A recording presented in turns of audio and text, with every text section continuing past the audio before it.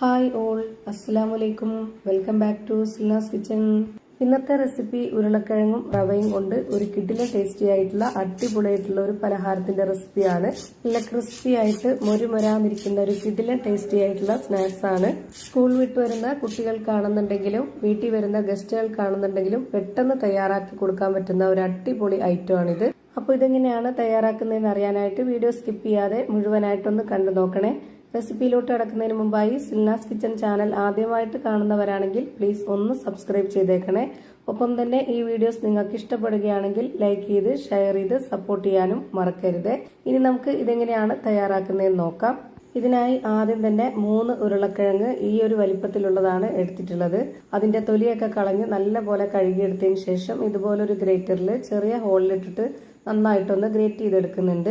ഞാനിപ്പോൾ ഈ ഒരു ഇത്രയും വലിപ്പത്തിലുള്ള ഉരുളക്കിഴങ്ങിനാണ് ബാക്കിയുള്ള എല്ലാ ഇൻഗ്രീഡിയൻസിന്റെ അളവും ചേർത്ത് കൊടുക്കുന്നത്. നിങ്ങൾ എത്രയാണോ കിഴങ്ങെടുക്കുന്നത്, എത്രയാണോ പലഹാരം വേണ്ടത്, അതിനനുസരിച്ച് നിങ്ങളും കറക്റ്റാക്കി എടുക്കാവുന്നതാണ്. ഈ ഒരു 3 ഉരുളക്കിഴങ്ങും ഇതുപോലെ ഗ്രേറ്റ് ചെയ്തെടുത്തിട്ടുണ്ട്. ഇനി നമുക്കിതൊരു പാത്രത്തിലേക്ക് ഇട്ട് കൊടുത്തിട്ട് നന്നായിട്ടൊന്ന് കഴുകിയെടുക്കാം. ഈ ഒരു കിഴങ്ങിന്റെ ആ ഒരു വഴുവഴുത്ത ഇതൊക്കെ പോയിട്ട് നല്ല ഡ്രൈ ആയിട്ട് ഒറ്റയായിട്ട് കിട്ടണം. അതിനു വേണ്ടിയിട്ടാണ് ഇങ്ങനെ ചെയ്യുന്നത്.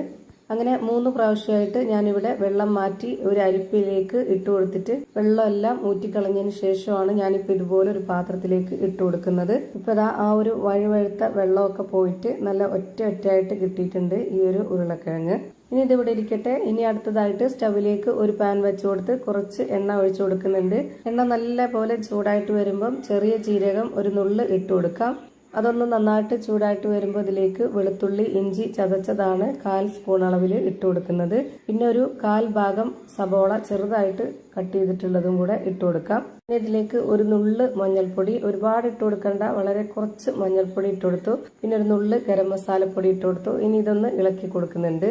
ഇത് എണ്ണയിലൊന്ന് ചെറുതായിട്ട് മൂത്ത് വരുന്ന സമയത്ത് ഇനി ഇതിലേക്ക് നമ്മൾ ഗ്രേറ്റ് ചെയ്ത് വെച്ചിട്ടുള്ള ആ ഒരു ഉരുളക്കിഴങ്ങ് ഇട്ട് കൊടുക്കുകയാണ്.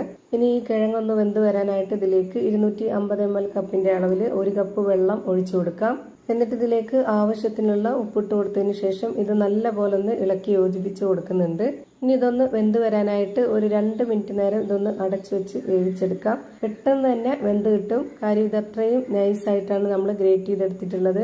2 മിനിറ്റ് നേരം കഴിയുമ്പോഴേക്ക് ഇത് നല്ലപോലെ വെന്ത് കിട്ടിയിട്ടുണ്ടാവും. പിന്നെ ഇതിലേക്ക് ഇട്ട് കൊടുക്കുന്നത് 250 ml കപ്പിന്റെ അളവിൽ 1 കപ്പ് വറുത്ത റവയാണ്.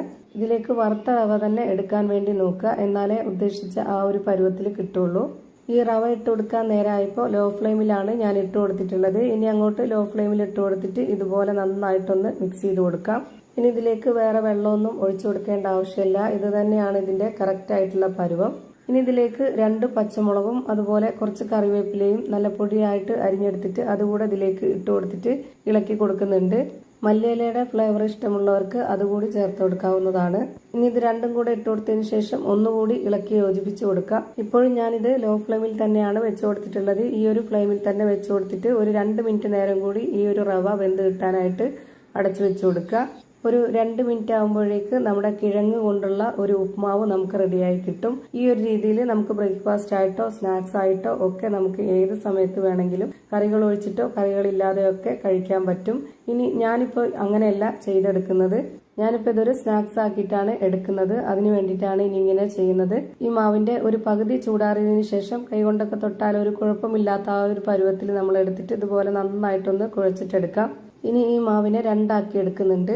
2 ആക്കി എടുത്തതിന് ശേഷം നമ്മൾ ഇതുപോലെ ഷേപ്പ് ആക്കി എടുക്കുക. ഇതുപോലെ ബോൾ ഷേപ്പിലാക്കി എടുക്കണം. എന്നിട്ട് ഒരു ബോർഡിലോ അല്ലാന്നുണ്ടെങ്കിൽ നമ്മുടെ സാധാരണ കൗണ്ടർ ടോപ്പിലോ കുറച്ച് ഓയിൽ ഒഴിച്ചു കൊടുത്തിട്ട് ഇതുപോലെ മൊത്തത്തിലൊന്ന് സ്പ്രെഡ് ആക്കി കൊടുത്തതിന് ശേഷം അതിൽ നിന്നൊരു മാവെടുത്ത് ഇതിലേക്ക് വെച്ച് കൊടുത്തതിന് ശേഷം ഇതുപോലെ ഒന്ന് പരത്തി കൊടുക്കുക. ഒരുപാടങ്ങ് നൈസായിട്ട് പരത്തിയെടുക്കരുത്, കുറച്ച് കട്ടിയായിട്ട് തന്നെ പരത്തിയെടുക്കണം. ഈ ഒരു പരുവത്തിൽ പരത്തിയെടുത്തതിന് ശേഷം ഇതിന്റെ 4 സൈഡും ഇതുപോലെ ഒന്ന് കട്ട് ചെയ്ത് കൊടുക്കുന്നുണ്ട്.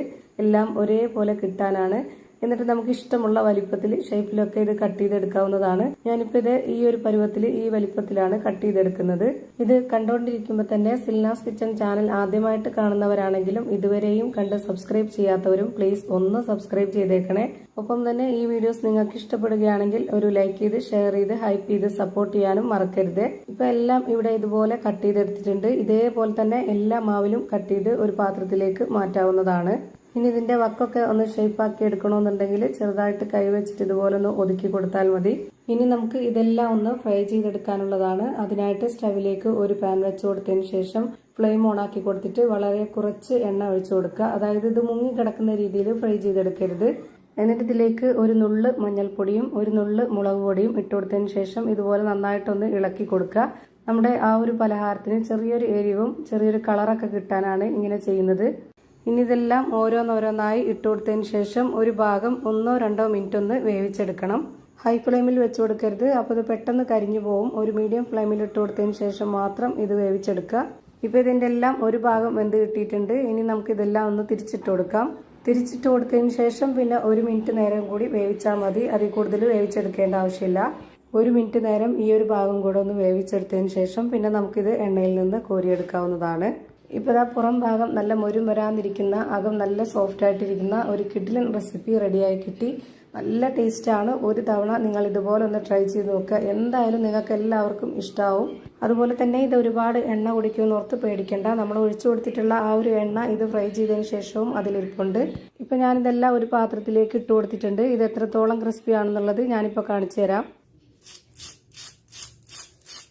അതിൽ നല്ല ക്രിസ്പി ആയിട്ടുള്ള നല്ല മൊരുമൊരാന്നിരിക്കുന്ന ഒരു അടിപൊളി പലഹാരം റെഡിയായി കിട്ടി. ഇനി ഞാനിതൊന്ന് പൊട്ടിച്ച് കാണിച്ചു തരാം. അപ്പോൾ ഇതാ ഇത്രയേ ഉള്ളൂ ഇന്നത്തെ വീഡിയോ. വീഡിയോ ഇഷ്ടമായാൽ ലൈക്ക് ചെയ്യാനും കമൻറ്റ് ചെയ്യാനും ഷെയർ ചെയ്യാനും മറക്കരുത്. പുതിയൊരു വീഡിയോയുമായി വീണ്ടും വരും. Thank you for watching.